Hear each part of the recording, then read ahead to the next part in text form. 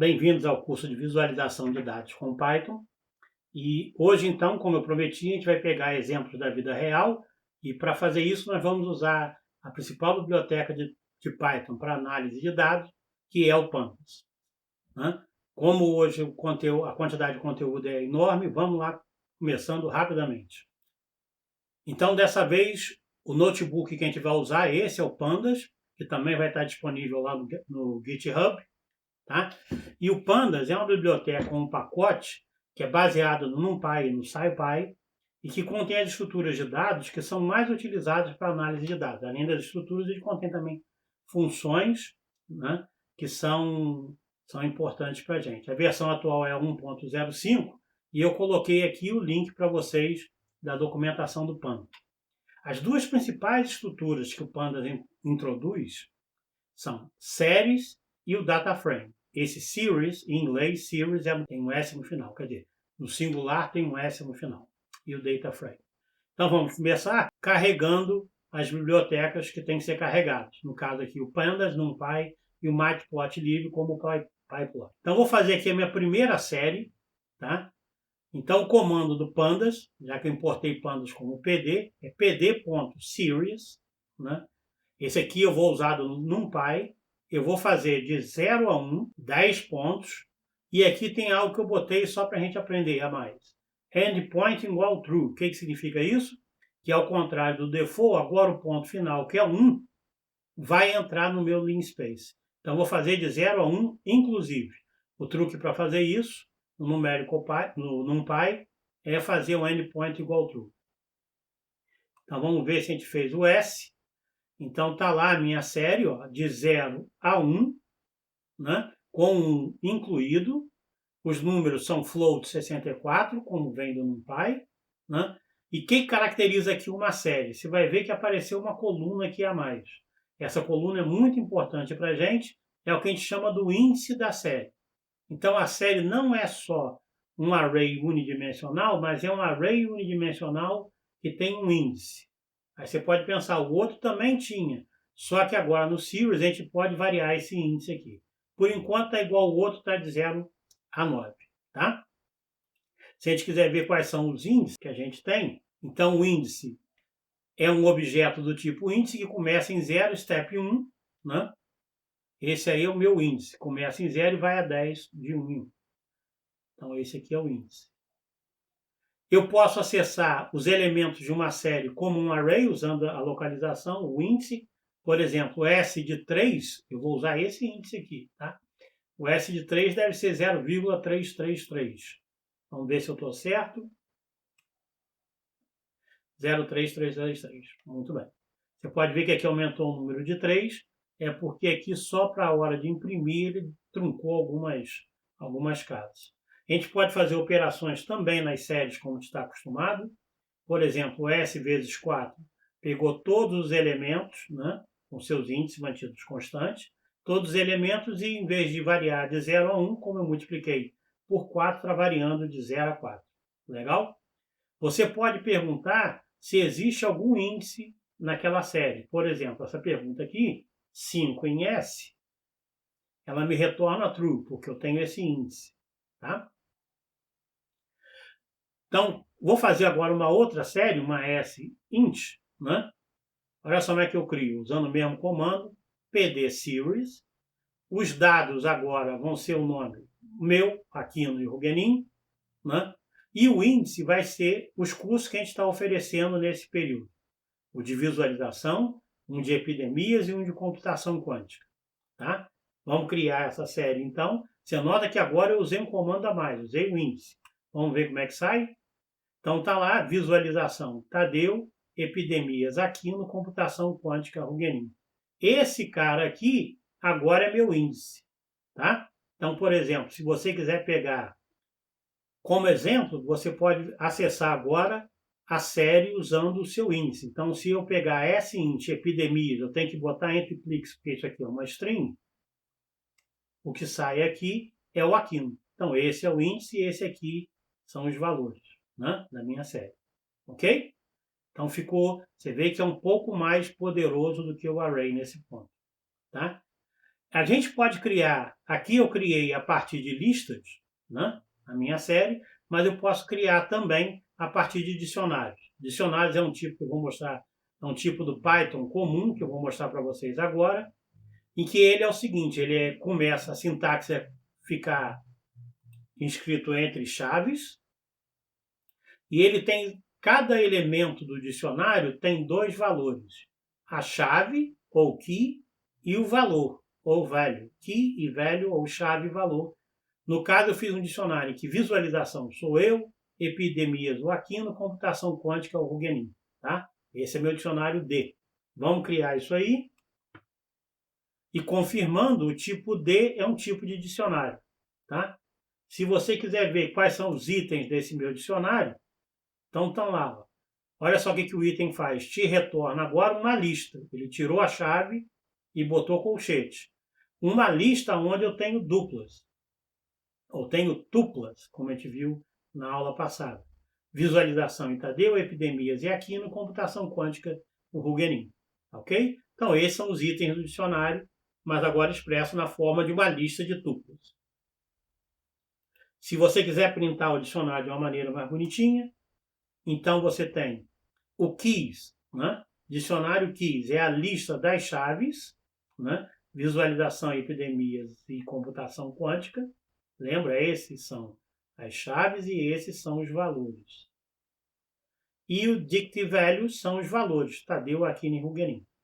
O dicionário é diferente do vetor ou do series, etc., porque a ordem dele não importa. Você pode trocar a ordem aqui que você vai ter o mesmo dicionário.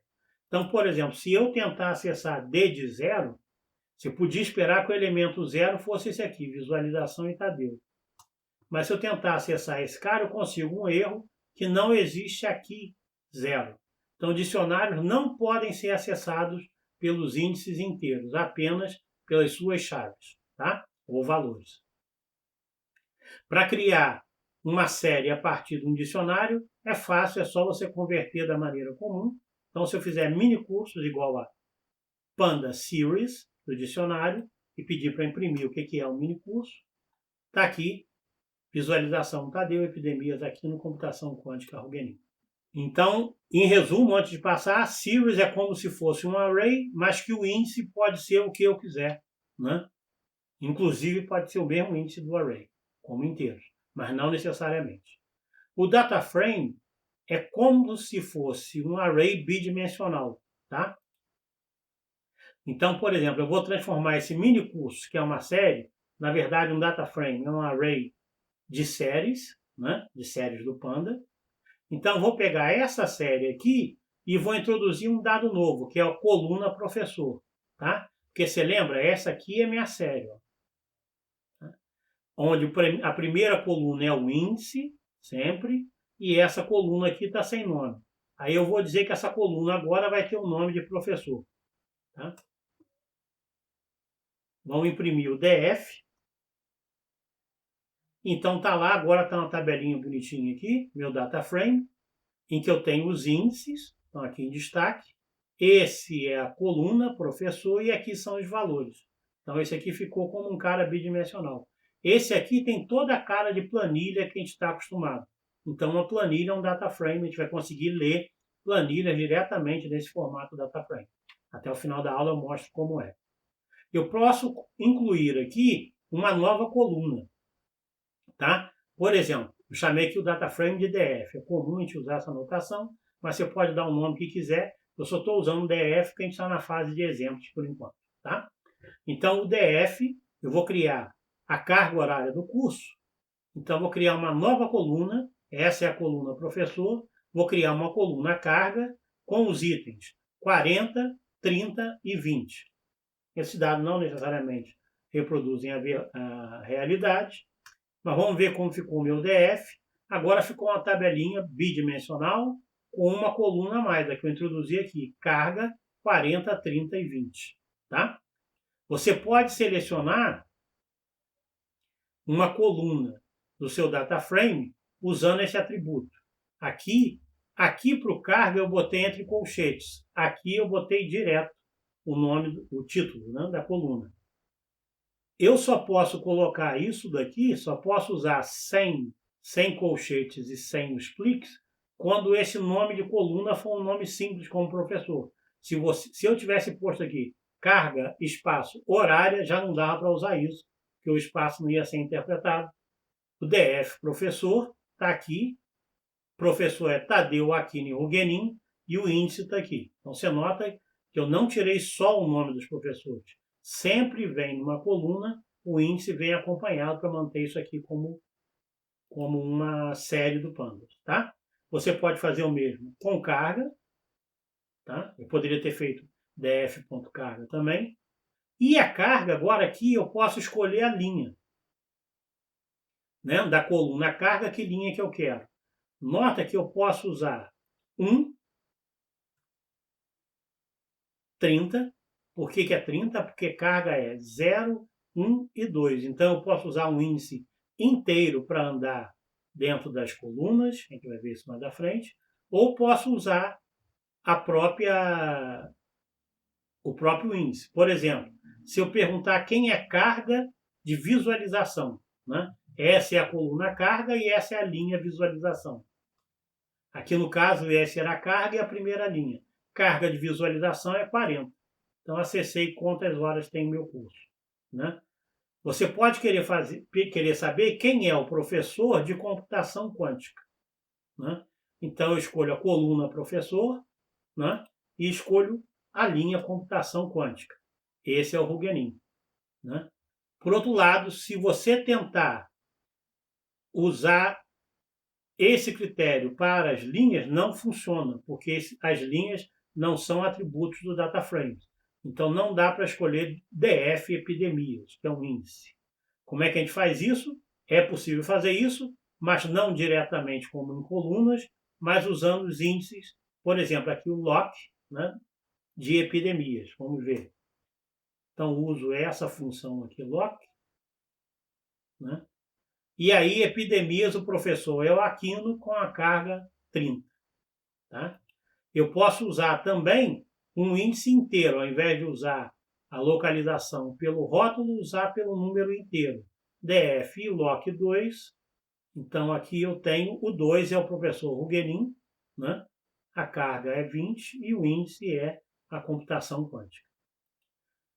Você pode fazer pesquisas mais elaboradas do que essa. Por exemplo, você está muito ocupado na pandemia e você quer fazer só cursos cuja carga horária seja menor, a carga horária seja menor do que 40. Então vamos perguntar quem é, né? Aqui, ó. Então o que eu fiz é, eu quero daquele data frame a informação tal que a coluna daquele data frame carga seja menor do que 40. Então sobra o curso do Aquino e o curso do Huguenin. Tá ok? Você pode achar que eu sou o melhor professor que tem no ISEX. Então, o que você quer fazer agora é um curso em que, qualquer curso que eu dê. Então, você pega o data frame, cujo professor seja o Tadeu. E aí ele vai descobrir que o curso é o de visualização com a carga horária de 40. Você pode pegar mais de uma linha. Por exemplo, você quis ver epidemias e visualização, né? Aqui, esse comando aqui é interessante para colunas numéricas. Você pega o data frame inteiro e já tem um comando describe que é interessante. O que ele faz? Ele pega na coluna carga, que é numérica, ele conta quantos itens tem, são 3, a média da carga horária é 30, o desvio é 10, né, vai de 20 a 40, o mínimo valor da carga é 20, o máximo valor da carga é 40, 50% dos cursos tem 30 horas ou menos, né? 75% dos cursos tem 75%, 35 horas ou menos. Tá? Muito bem. Então, com isso, a gente viu aqui como funciona o data frame e como a gente consegue selecionar, né, a informação a partir dele.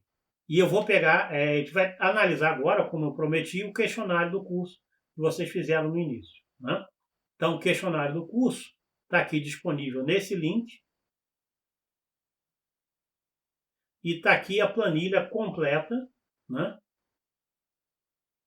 com todas essas colunas e 48 não, porque tem o título, 47 respostas, ok? Eu baixei isso daqui como, aqui, fazer download, valores separados por vírgula, ou CSV, Comma Separated Values. Então eu disse aqui que a gente faz o download por valores separados por vírgula. Depois a gente vai ver, esse ponto CSV já foi ampliado, não necessariamente precisa ser vírgula, pode ser ponto e vírgula, pode ser qualquer um outro caractere, barra vertical, que a gente ainda continua chamando de CSV. Tem valores separados por tabulação, né? Então a gente vai salvar ou fazer o download desse arquivo como CSV. Eu já fiz isso e já fiz o upload disso lá para o meu Drive, né? Então vamos montar meu Google Drive, né? Eu já montei. Vou mudar para o meu diretório Colab Notebooks, né? Eu já fiz. Vamos ver os arquivos que tem lá. Tem lá mini curso de visualização de dados, resposta ao formulário 1, que foi esse arquivo que eu baixei, tá? A gente pega esse nome de arquivo aqui. Tá lá, ó. Olha como é que é o arquivo. Tem os títulos, né? As datas, o horário que foi preenchido, o status, todos os valores estão separados por vírgula, toda a informação que a gente quer, tá? Como é que a gente lê isso no Pandas? Como eu disse, ele está aqui para facilitar a vida da gente. A gente lê tudo isso aqui e separa com uma linha só. Então eu vou criar um data frame, que agora não é mais DF, eu resolvi chamar de formulário, pandas read CSV, o nome do arquivo, tá? Então ele vai fazer isso. Então mudou aqui o cursor, deve ter lido. Para eu ter certeza que leu, a gente usa esse comando aqui, o head, que ele vai plotar só as primeiras linhas, tá? Vamos ver. Ah lá, está aqui a minha planilha, né, separado com cores, e apenas as 5 primeiras linhas, cada um das categorias e o resultado. Então, aparentemente, ele leu direitinho, né? Aonde não tem nada, ele colocou esse NaN aqui, que é a abreviação por not a number, não é um número. Ou seja, não tinha lá, ele preencheu com not a number. A gente vai ver como lidar com isso nos próximos vídeos. Bem, aqui tem uma coluna, eu vou trabalhar nela hoje, né? Que é essa coluna aqui, status, que é qual a situação que vocês estão atualmente, tá? Então vamos ver o que é o formulário status. Olha só, ele me diz, mantém o índice e me diz o status de cada um de vocês, até o 46. Do 0 ao 46, 47, como a gente tinha contado. Então tem um montão de graduandos e pós-graduandos aqui, né? Tem várias respostas. Vamos começar a analisar esse resultado. A primeira coisa que eu vou fazer é usar essa função aqui, unique, tá? Ou esse método unique. O que ele faz? Eu vou escrever esse unique que eu quero escrever na variável categorias. Vamos ver o que ele faz, por que eu fiz isso. Então ele retornou um array em que unique são todas as respostas que apareceram aqui, sem repetição, únicas. Apareceram pós-graduando, graduando e docente, tá? Então eu juntei todas as categorias possíveis, né, sem repetição, aqui. Tá legal? Vamos ver a frequência. O que é a frequência? É quantas vezes apareceu cada um, tá? O cara resolveu botar uma música agora.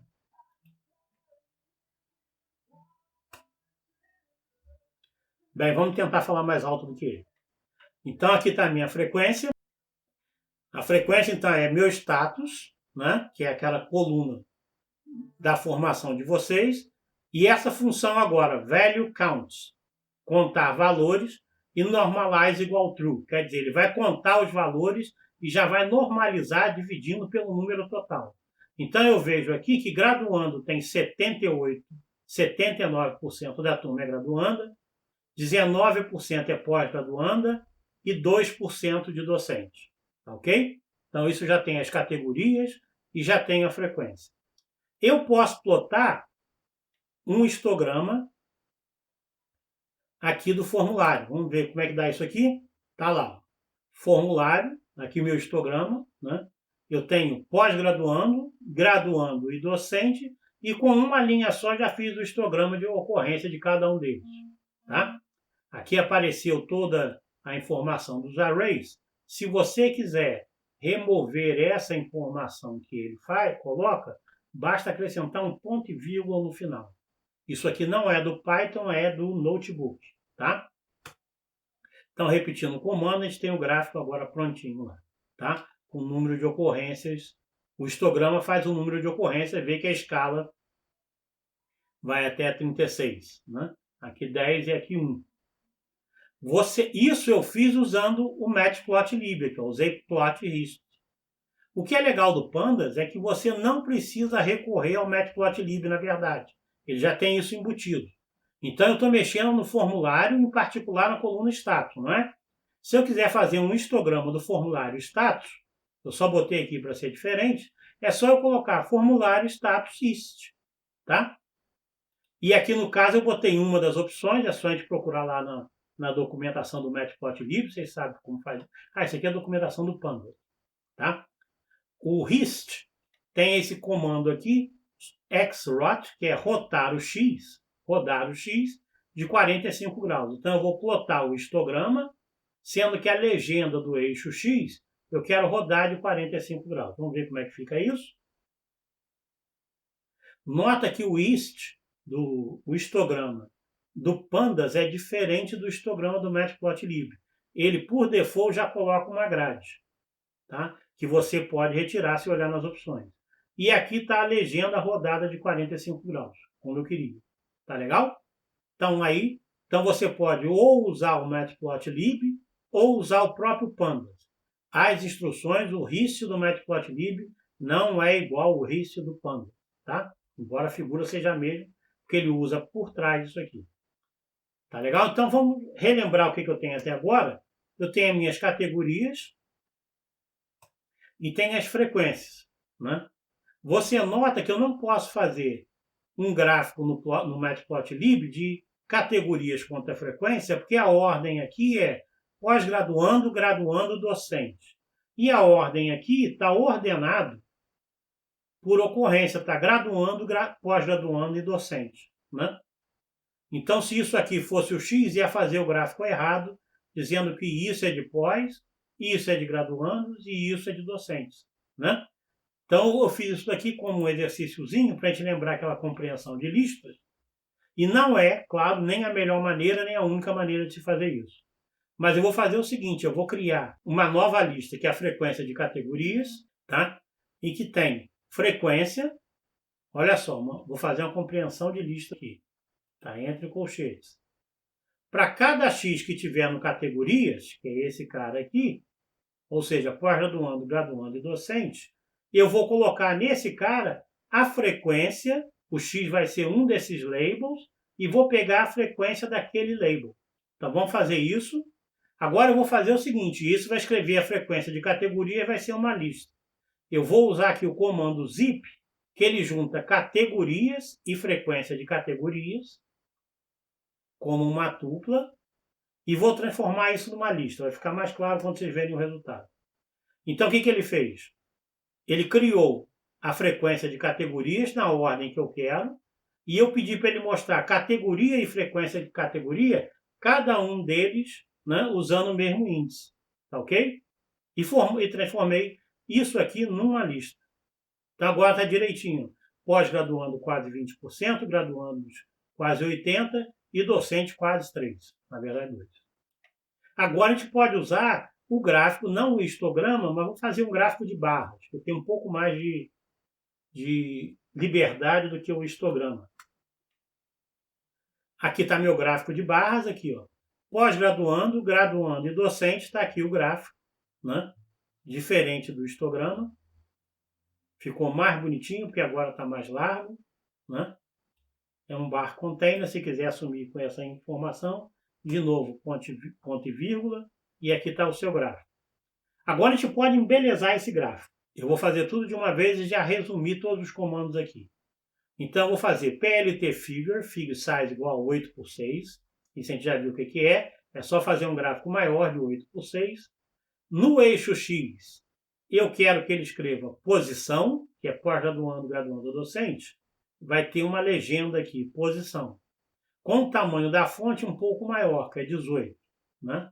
No eixo Y, eu quero que escreva frequência, porque agora está normalizado, olha os números, vão de 0 a 0,8. Né? Eu quero que o título do gráfico seja esse aqui, mini curso de visualização, perfil dos participantes, com uma fonte um pouco maior, 22, tá ok? E eu quero que esses tiquezinhos aqui feios, entendeu? Esses tiquezinhos aqui desapareçam porque estão emporcalhando o meu gráfico, tá? Então, o que eu fiz aqui, para o eixo X, o comprimento do tique, que é essa marquinha, eu quero que seja 0 e de ambos os lados. É porque aqui tem para baixo e tem para cima. E eu vou fazer um plot de barras com as categorias pós-graduando, graduando e docente, com a frequência de cada um, já agora acertado por aquela compreensão de lista que eu fiz. Olha como é que esse gráfico agora ficou bem melhor do que aquele histograma, identificado frequência, a posição, pós-graduando, graduando e docente, e com um título explicativo do que é o gráfico. Muito legal, né? Claro, você podia pensar o seguinte, esses três caras aqui, somados dão 100%. Então, um gráfico para a gente fazer isso aqui, um gráfico que poderia ser apropriado, é o gráfico de torta, que é o gráfico mais comum de ser mal empregado. São os piores gráficos que a gente pode ver, ou os piores erros acontecem como gráficos de torta. No Matplotlib, então eu fiz um gráfico 8x8, porque uma torta você quer que seja circular, né? Um gráfico de torta, ou pie, plot pie, em que aqui eu não preciso botar quais são as categorias. A entrada de um gráfico de torta é só a fração de cada uma. Os labels é que serão as categorias. Tá? Então eu entro com as frequências, os labels são as categorias, e eu pedi para botar sombra aqui, que não vai aparecer muito porque o fundo vocês pediram para colocar escuro. Então esse gráfico aqui mostra que a maioria é graduando, né? Alguns, uma fração razoável de pós-graduando e muito pequena de docente. Para mim, essa representação aqui, né, em barras, diz muito mais sobre a razão entre as categorias, entre as posições, do que esse daqui. Esse daqui não dá para você ver claramente que esse cara, o amarelo, não chega a 4 vezes o azul. Mas as pessoas acham esse aqui mais bonitinho, mais colorido do que esse. E só que é menos, já que ainda vai no curso de visualização, raramente você deve usar o gráfico de torta. Raramente aqui você pode entender como nunca. Tá? Você pode melhorar o gráfico de torta, por exemplo, usando essa opção aqui, Explode. Então, eu vou fazer o gráfico de torta da frequência categoria, labels categoria, shadow igual true, e explode igual a explode. O que é isso? Eu fiz uma lista para as 3 categorias, né? Então eu quero que a primeira, seja pós-graduando, aqui ó, que elas explodam com 0, 0,5, 5% e 10%. Ou seja, se destaquem dos gráficos, tá? Então agora o gráfico está aqui, ó, isso significa o destacado, esse aqui destacado 5, esse aqui destacado 10. A sombra agora deveria ser um pouco mais aparente, mas quando vocês repetirem aí nos seus computadores, vocês vão ver. Então esse gráfico de torta aqui é mais bonitinho visualmente, mais chamativo que esse, mas continua com o mesmo problema de não identificar a diferença entre os níveis tão bem quanto esses daqui. Tá? Então essas daqui são algumas maneiras que você tem de representar. A gente só fez análise por questão de tempo da primeira coluna. Vou dar para vocês agora uns exemplos de alguns gráficos mal feitos. E a nossa principal fonte de gráficos mal feitos é a TV americana Fox News. Se você procurar no Google por Bad Graphs Fox News, você tem toda essa coleção de gráficos mal feitos. Vou mostrar para vocês alguns. Por exemplo, esse caso aqui do gráfico do coronavírus, é recente, né? Não parece um gráfico mal feito. Está aqui, ó, por dia, de 18 de março a 1º de abril. Nota a escala que ele usa em X. De 30 a 60, 30, de 60 a 90, 30, de 90 a 100, 10, aqui 30, de 90 a 240, 50, aqui 10, aqui 50, 50, ou seja, o eixo Y está todo bagunçado, não quer te dizer absolutamente nada. Ora a diferença entre as datas é de 10, ora é de 30, ora de 50. Então é um gráfico que sequer, aqui ele pula aqui de 30 e aqui é 10, para aqui ser 30. Não é nem um logaritmo. O cara inventou uma escala própria, uma escala Fox News. Não é à toa que é famosa pelo fake news. Então vamos ver mais desse cara aqui. O que mais que ele quis fazer aqui? Como eles são sempre contra, é um canal mais conservador, por exemplo, fazendo campanha contra o Obamacare. Aí ele coloca aqui quanto vai ser envolvido, né, para que o Obamacare, que seria o equivalente ao seguro-saúde lá para os americanos, deveria ser, quanto que significa, aumentaria em gastos. Aí você nota que aqui é 6 milhões e aqui é 7. E ele bota um gráfico, uma barra, que tem uma altura de 3 vezes essa daqui. Quando, na verdade, o aumento foi de 1 em 6. Né? Mas o gráfico, porque a origem é escolhida aqui embaixo, esse gráfico de barra, né, foi colocado dessa maneira para sugerir que o que foi o aumento de gastos é muito maior do que realmente foi. Houve bastante reclamação e eles tiveram que refazer o gráfico, agora sim partindo de zero, com a escala adequada. Você nota que o aumento é um pouco maior, né? E não aquela 3 vezes, o fator 3 que tinha sido colocado antes. Esse gráfico aqui é histórico, é uma lenda dos gráficos mal feitos. É um gráfico de torta em que eles perguntam quem seriam os potenciais candidatos, só que nessa pesquisa o eleitor podia escolher mais de um. Então a Sarah Palin foi escolhida por 70%, Romney por 60% e Regabi por 60%. E fizeram um gráfico de torta em que a soma aqui dá 193. Né? E mais do que isso, você vê que esse gráfico, por que gráfico de torta é tão ruim? Olha só, 70, 63, 60. Se não tem esses números aqui, o que torna o gráfico totalmente desnecessário, se não tem esses números, você diria que essa divisão, esses números aqui são iguais, que essas áreas verde, vermelho e azul são iguais. Então esse é um gráfico histórico da Fox News. Outro histórico, na campanha contra o Obama, é esse aqui da taxa de desemprego, em que a taxa de desemprego do Obama caiu em novembro, mas os caras botaram na mesma altura que 9. Né? Aqui do 9,1 para o 9 cai, e do 9 para o 8,6 permanece o mesmo. E não é só isso, o 8,6 é maior que o 8,8, que o 8,9 e 9. Está na escala aqui do 9. Né? Então isso aqui é um gráfico claramente de má-fé da Fox News, em que ele bota o gráfico de linha, ele até coloca os números para não dizer que é fake. Está aqui os números. Mas a impressão que passa pelo gráfico é que essa coisa subiu e tem se mantido constante, quando na verdade caiu o desemprego nesse mês. Esse gráfico também foi recente, eu acho que tem uns 2 ou 3 dias, para colocar qual é a situação do coronavírus nos Estados Unidos. Eles botaram aqui o percentual de casos em cada estado e escolheram um color map em que todos os estados estão na mesma faixa. Brilhante. Então sai todo mundo vermelho. E não coloca vermelho à toa, que é alarmar a população, né? Nesse ponto até que não está ruim, mas que é alertar a população que a situação está ruim em todos os estados. Mas é completamente desnecessário esse gráfico feito de uma cor só. Tá? Finalmente um gráfico, esse gráfico que eu achei fantástico, o cara fez para zoar mesmo.